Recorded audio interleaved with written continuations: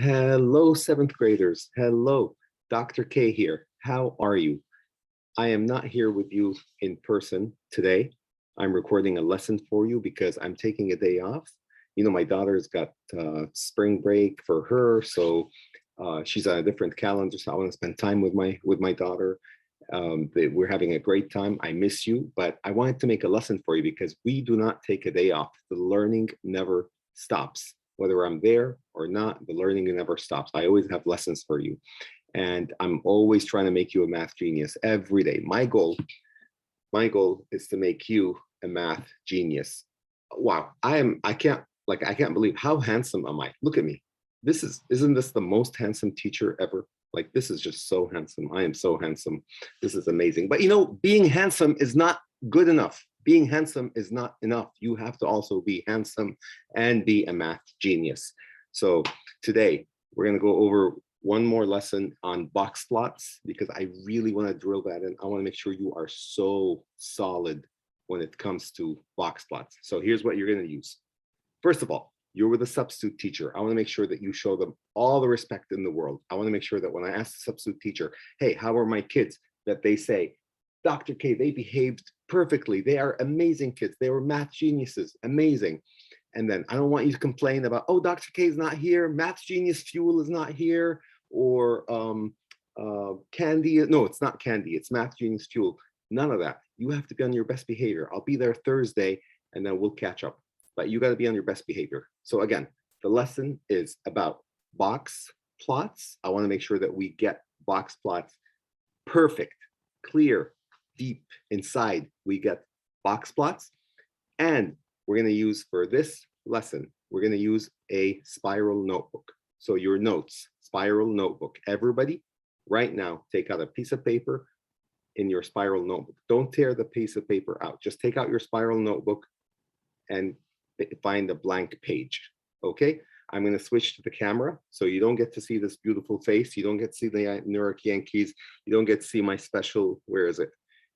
You don't get to see my 1999 World Series cap, right? It's okay. I'm going to switch to the camera and you're going to hear my voice. You're going to see my pen. You're going to see my pencil, and we're going to work the lesson right now. Okay, so here we are. I want to make sure that you have a spiral notebook, piece of paper, and let's go ahead and get started. The question says, create a box plot to summarize this data set. Create a box plot to summarize this data set. Summarize this data set. My first question, and I'm going to be asking you to pause the video to make sure that you have a discussion. First question, how many observations, how many data points are in this data set? Let me repeat. How many observations are in this data set? I want you to go ahead and discuss. We're going to pause, go over the answer when I come back.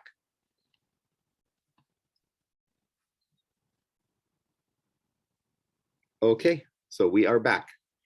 If you said 14, then you are correct.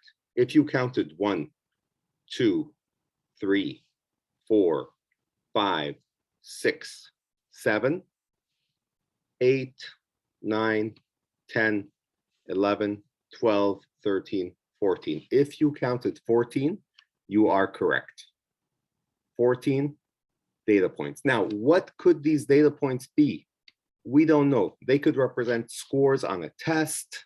They could represent amount spent. They could represent anything. But the goal is we have a data set that consists of 14 observations, and we're going to try to summarize it and produce a box plot. So my question to you, what is the first step that we have to do? What's the first thing we have to do right now to create a box plot? I'm going to pause the video. I'm going to ask for you to pause the video, have a discussion, 30 seconds, come back. What is the first step?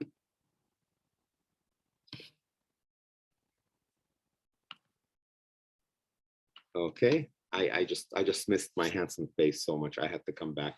Okay, so if you had said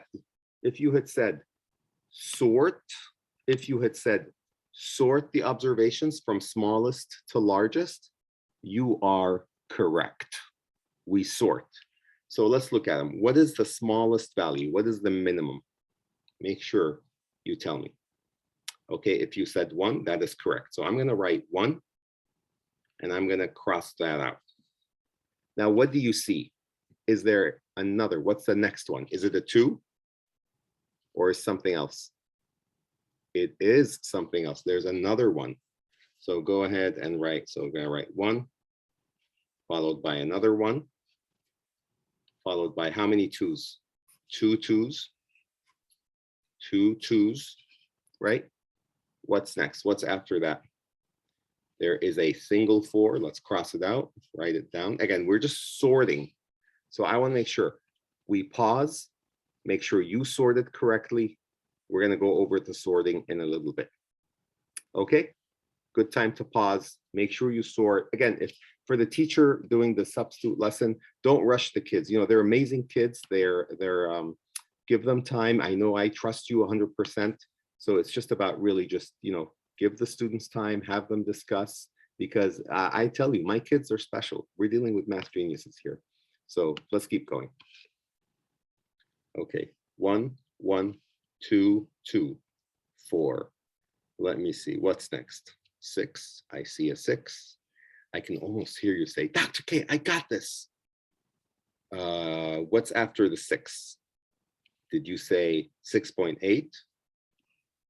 Well, say, Dr. K, wait a minute. We have numbers that are not whole numbers.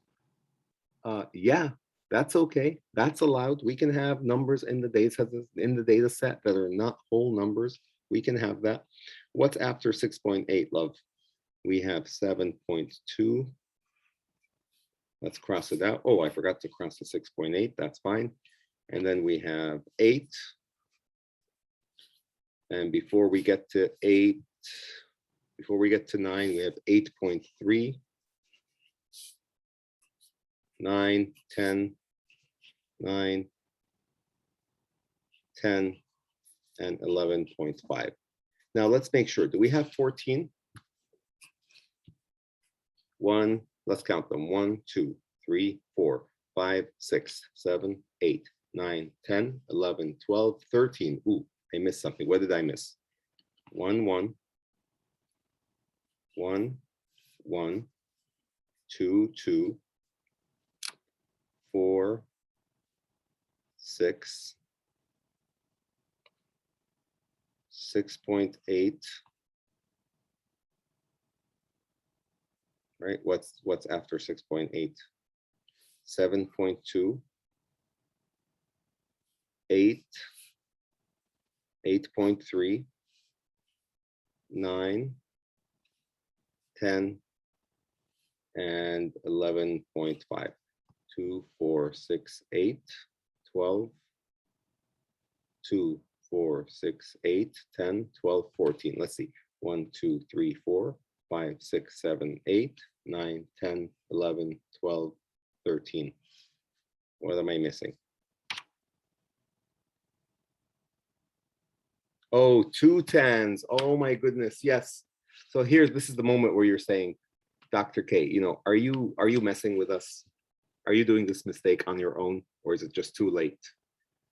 The truth is, I'm doing a little bit of both.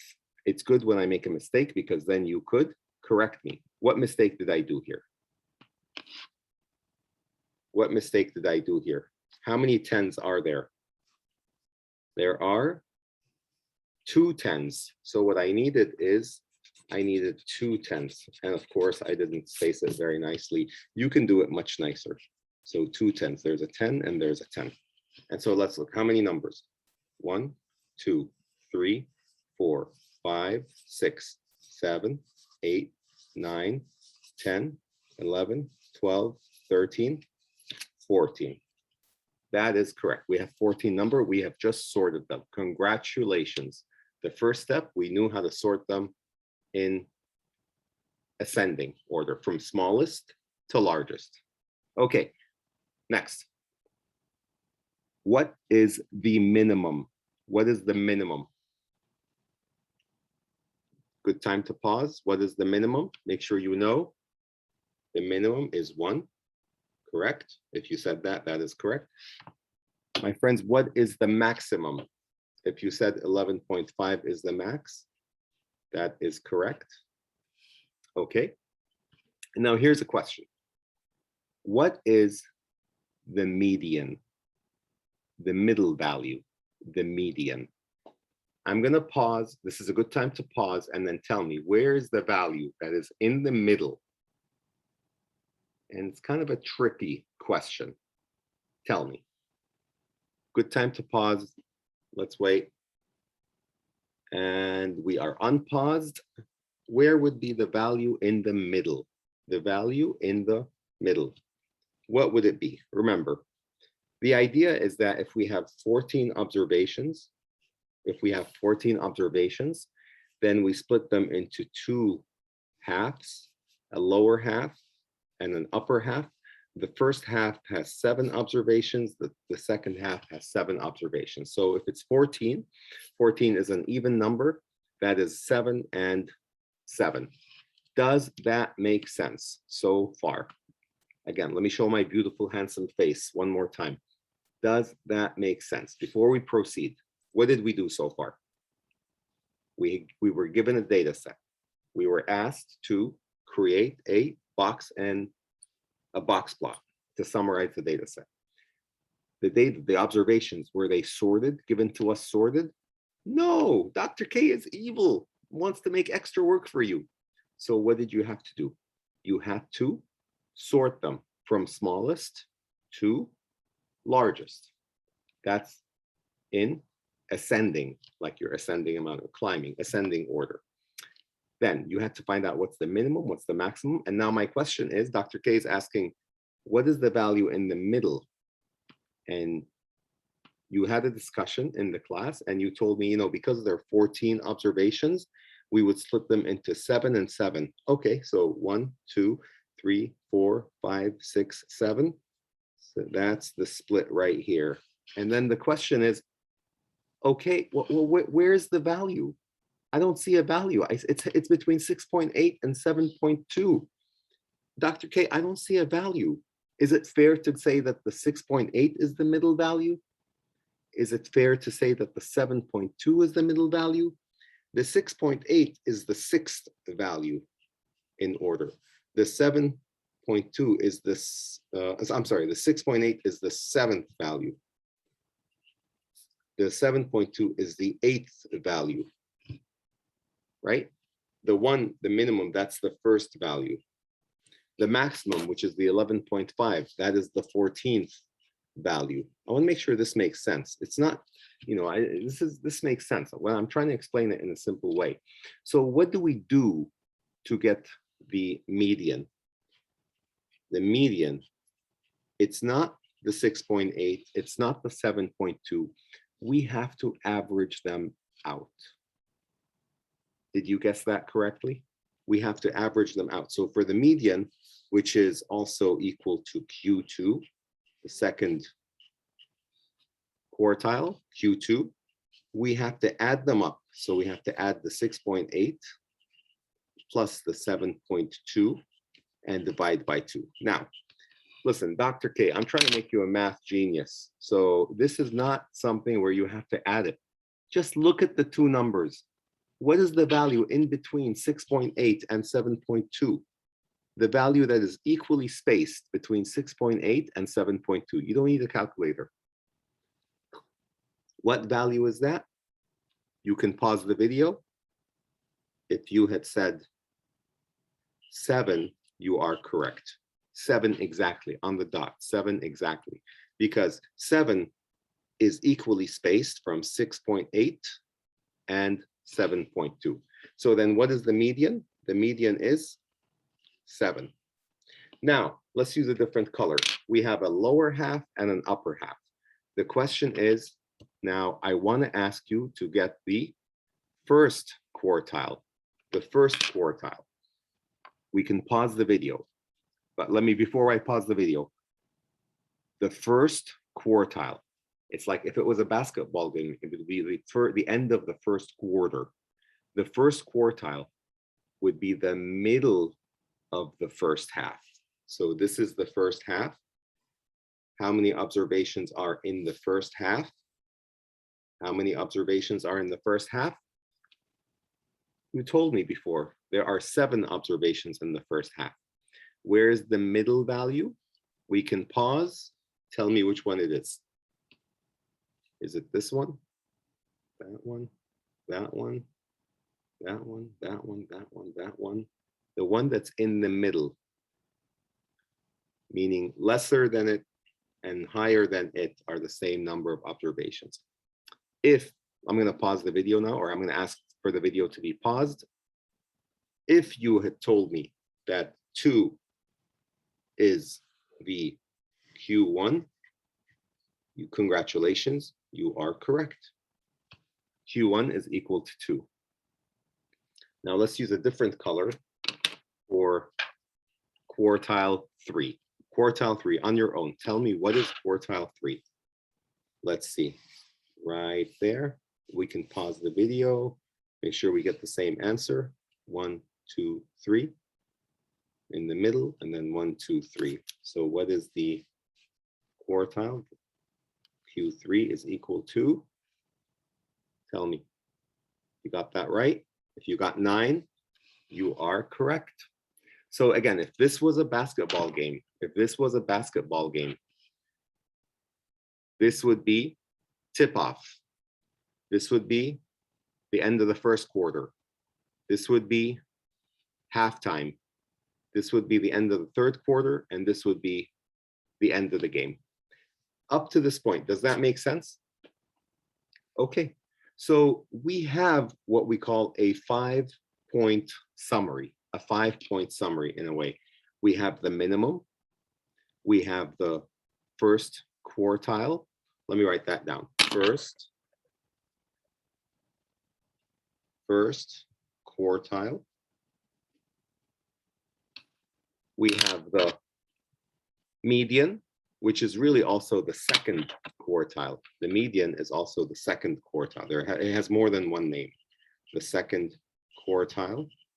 Quartile is like a quarter.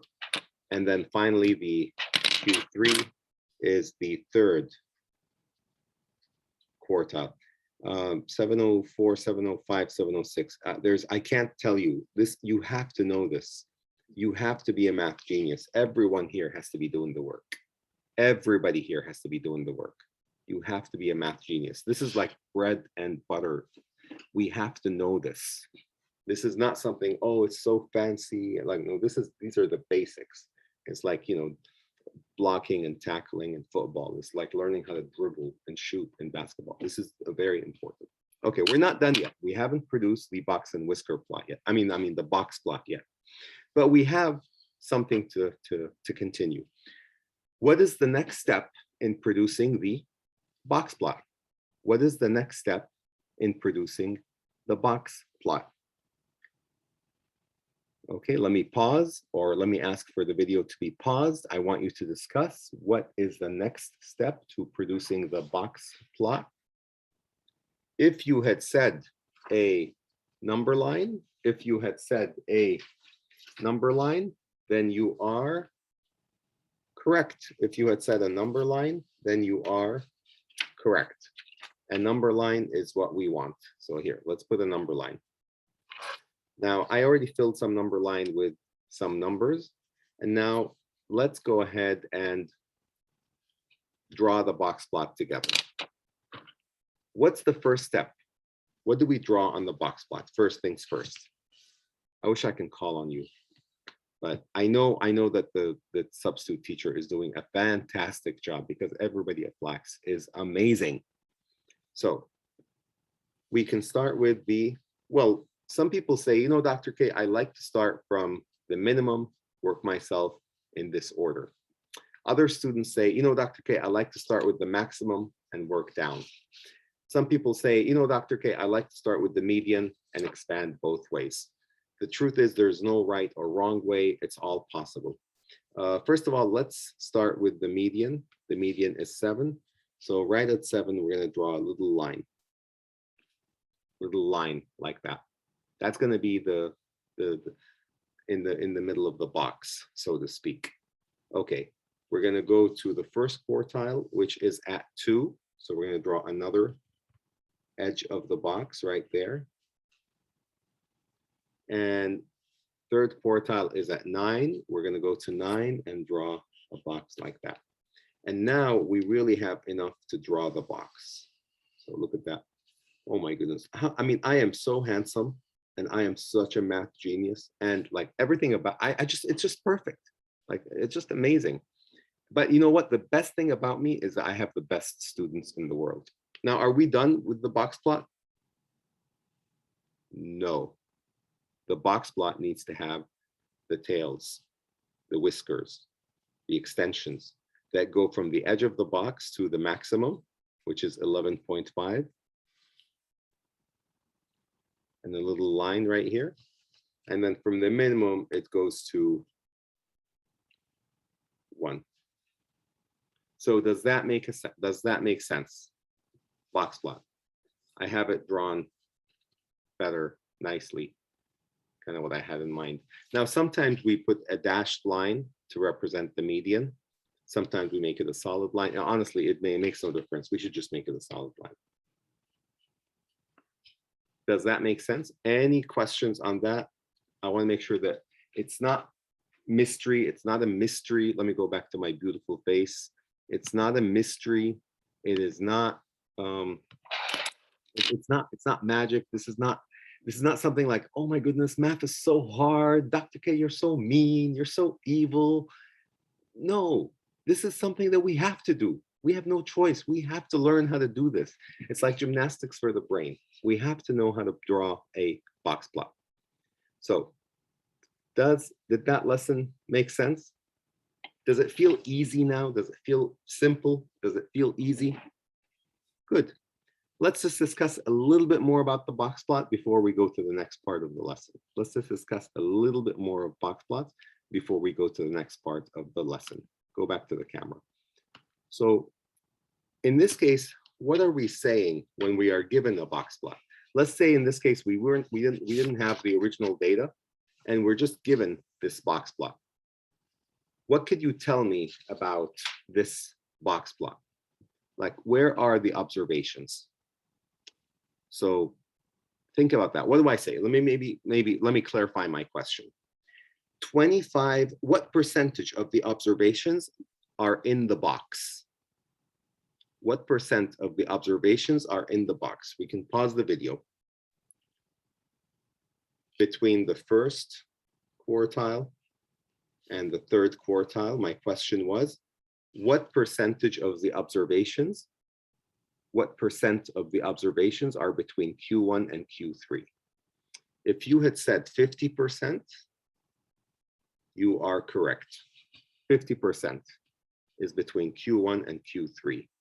And 25% are here, spread out between Q1 and Q2.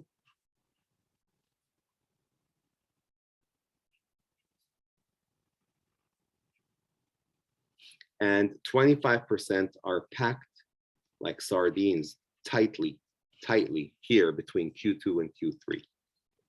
Okay? And now, if this is 25%, that's 25%, where together they add up to 50%. Where is the remaining 50%? Remember, this is the max. This is the min. So what percent of the observations live on the line between the third quarter and the third quartile and the max? 25% right here. And what percentage lives right here of the data are in here? 25%. So it's really straightforward. It's like 25%, 25%, 25%, 25%. So you can tell me what that means. If I had to explain, if I had to ask you, where are the data? Where are the observations? If I asked you for the range, if I asked you for the range, let's pause a little bit. What is the range? The range is what? Okay, we can pause. Let's come back. The range is the max minus the min. Now, in this case, what's the max? 11.5. What is the min? 1. So what is the range? What's the range? Right? 11.5 is the max. 1 is the min. If you had said 10.5, you are correct. Now, let me teach you another kind of range. Are you ready? This is a big word. Okay, 7th graders. Interquartile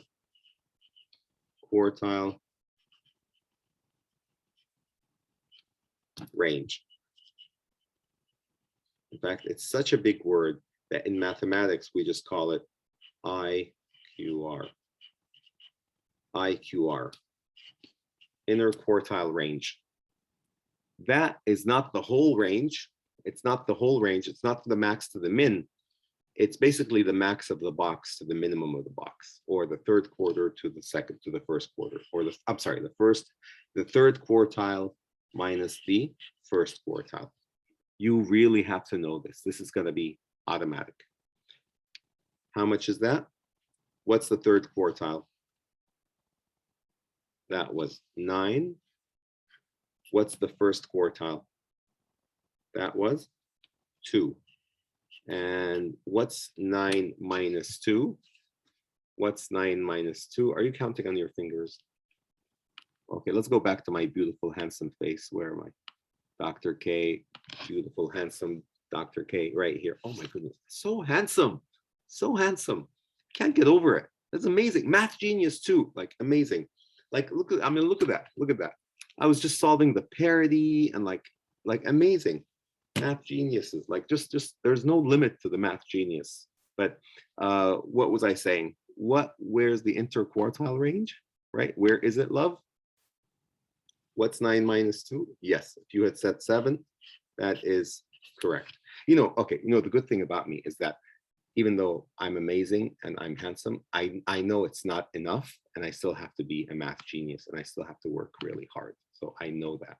And that's a lesson that I want to have for you, is that I want you to know that even though you are beautiful and you're amazing and you're talented, it's not enough. You still have to work hard. You still have to do the work, and you still have to be math geniuses. And same thing with ELA geniuses, social studies geniuses, health geniuses, gym geniuses. You really have to be, there's no choice. Okay, this is the first part of the lesson. First part of the lesson, I really wanted to review Boxplots.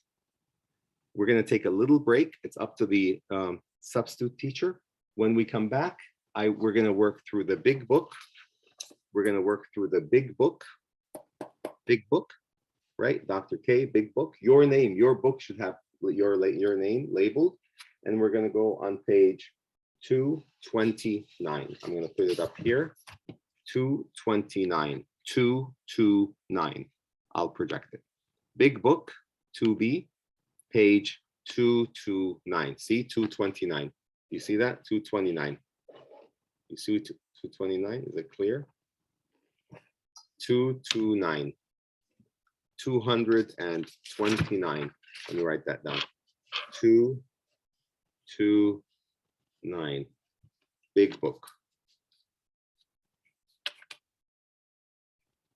And it's up to the teacher if you want to take a break right now or keep the students working. That's up to you. Let me know. And we are back. We are back. The question is, we are given, let me zoom a little bit more. So we're going to make some inferences. We're going to make some conclusions based on given 2 box plots side by side. Let me make the adjustment to make it the best zoom. Okay, perfect. So here, let's read the question. We are going over question number 1. Let's read the question. The ages of two groups of children are summarized in the box plots. So we have how many groups? How many groups? If you had said two groups, you are correct. What are the groups called? Again, we are in the big book, page 229. Big book, page 229. There is group 1 and there is group 2. Now, before we start looking at the box plots and answering questions, can you tell me how many observations are in group 1? Can you tell me how many observations are in group 2? Okay, let me go back to my beautiful, handsome face. Can you tell me how many observations are in group 1? How many observations are in group 2? I'm going to wait because that's a tricky question. I'm trying to trick you because math's genius. That's what I'm looking for. How many observations based on the histogram that you are shown? How many observations are in group 1? How many observations are in group 2? Let's wait.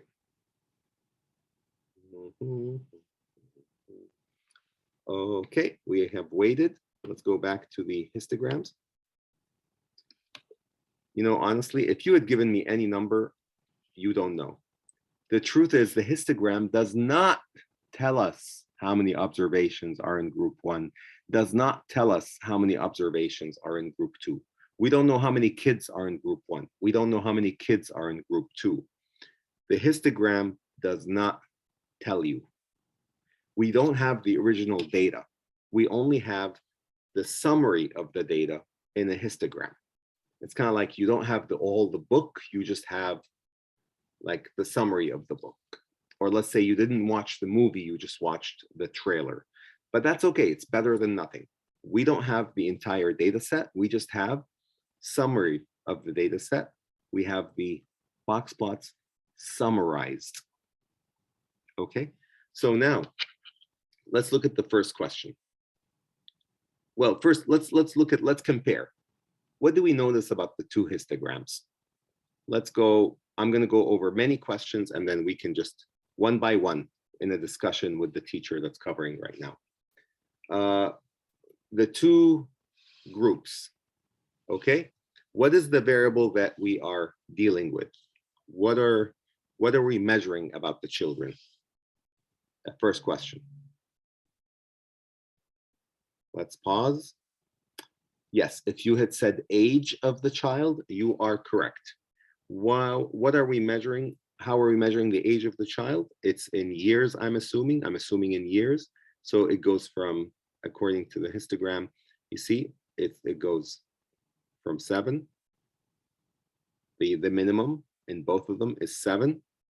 What's the maximum for group 1? What is the maximum age in group 1? Here's my question. What is the maximum age for group 1? Good time to pause, discuss. If you are lost or confused, don't rush. Pause the video, have a discussion, help each other out. We are good teammates. We don't leave anyone behind. What is the maximum? What is the maximum? What's the maximum age of the oldest kid in group 1? Okay, if you had said 13, you are correct. What is the maximum age for the kid in group 2? What is the maximum age for a kid in group 2? If you said 14, that is correct. Okay, so what do you think? Who do you think, which group seems to have older kids? Which group seems to have older kids? In which group is the age, tend to be higher? Have a discussion. I want to see either fingers showing 1 finger or 2 fingers. Have a discussion. We can pause the video. Okay, and we are back. If you had said group 2 has bigger or has a higher, older, higher age, you are correct. How do we know that? How do we know that? Well, look at the box plot for group 2. Compare it to the box plot in group 1. Do you notice how the box plot in group 2 is a little bit more to the right? Let's compare the medians, for example. Let's compare the medians. What is the median? What is the median for group 1? Look at that. The median or the second quartile for group 1. The median of group 1. Give you a hint. The median is the line in the middle of the box, or in the box, inside the box. The median for group 1 is 10. If you have said 10, you are correct. Okay, what is the median for group 2? What is the median for group 2? Median for group 2. If you had said, well, let's wait. Good time to pause, discuss. The median for group 2 is 12. So 704, 705, 706. Does that make sense so far? Am I going too slow? I want to make sure that we understand it. So just by looking at 2 box plots, we don't have the original data, but there's a lot of inference. Inference means conclusion, a lot of information that we can take out of the graphs. Okay, let's look at the first question. Show that the 2 groups have the same measure of variation. I'll go over what that is. It's easy. It sounds complicated. It's really easy. Show that the 2 groups have the same measure of variation. That is the difference between their quartiles and the same inner quartile range. So show that the 2 groups have the same measures of variation and also the same interquartile range. So I want to give you a hint. Look how much easier it is. Just look at it. The first box, the box in group 1 goes from 8 to 11. So for group 1, well, look at that. For group 1, the box goes from 8 to 11. So the interquartile range, the IQR interquartile range, is equal to Q3 minus Q1. And we said it goes from 11 to 8. So 11 minus 8 is equal to 3. Okay. What about the distance from the median to the first quartile? So let's look at that. So Q2 minus Q1. Again, we're all working in group 1 right now. Q2 minus Q1, which is 10 minus 8 equal to 2. What about the distance between Q3 minus Q2? So basically, we're looking at the box and we're saying, okay, how big is the box? How big is the lower half of the box? How big is the upper part of the box? How big is the lower part of the box? The upper part of the box. So we're looking at the distance here. It's so easy. Once you understand that math is so easy, but you just have to be patient. So Q3 minus Q2, 11 minus 10 is equal to 1. So now I claim, and I'll leave it for you to prove. Again, when Dr. K makes a claim, we don't just believe Dr. K. We have to prove. We have to show proof. I claim that when we do the similar calculations for group 2, it's going to be the same. The IQR is going to be, well, I claim, but you have to prove me. I claim that when we do the same calculations for group 2, it's going to be the same IQR. It's going to be the same value from Q2 to Q1. It's going to be the same value from Q3 to Q2. So, and if you look at it, if you don't believe me, where is it? Where did I go? Dr. K, where did you go, Dr. K? If you don't believe me, look at the shape. It's the same shape, 2, 1. 2, 1. It's just shifted. Group 2 is just shifted. So if you do the same calculation for group 2, and that's what I expect to see on Thursday when I inspect your books to give you the grade, you'll see that the IQR is the same. IQR is also 3, and then the other distances are also 2 and 1. Does that make sense? Okay, let's go for the next one. Express the difference in median age in terms of the interquartile range. I know it sounds confusing, but it is so easy. And really, honestly, 7th graders, math is so easy if you only listen. Like if you were just to listen every day, every day, all the time, math would be so easy. Sometimes, honestly, we don't really listen. Sometimes I don't listen to you, you don't listen to me. But if we just listened to each other, math would be so much easier. So much easier. You have no idea. Math would be so much easier if we just listened to each other. So let me explain what that is.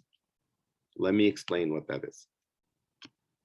Express the difference in median age in terms of the interquartile range. Well, first of all, what's the median for group 1? For group 1, what was the median? What did we say? Q2 is the median. What was the median for group 1? It was 10. What was for group 2? What was the median? Group 2 median was 12. So what's the difference? So what's the difference in median? The difference in median is, so let's write it down. The difference in medians, which is the median of group 2 minus the median of group 1, that is equal to 12 minus 10. That is equal to 2. And we're going to divide that by the interquartile range, the IQR, which is the same for both of them. Because you might say, oh, Dr. K, is it IQR for group 1 or IQR for group 2? It's IQR for both of them. They're both the same. They're both, the IQR for both of them is 3. And so it's really 2/3.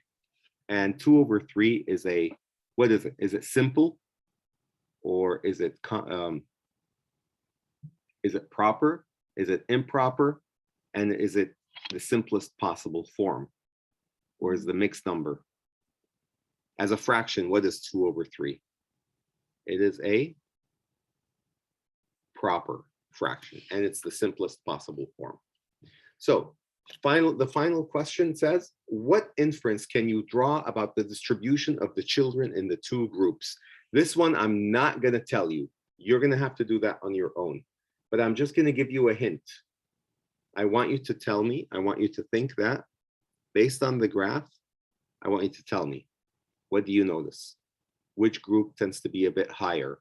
Which group has a bigger max? Which group has a bigger minimum? Or maybe they're the same minimum. And so on. Does that make sense, love? I want to make sure that we do really well. Let me go back to my handsome face. Let me go back to, it's not fair. You get to see me, you get to see this beauty, and I don't get to see you. It's okay. I'll survive. Again, I'm spending time with my daughter. I'll be spending time with my daughter. It'll be fun.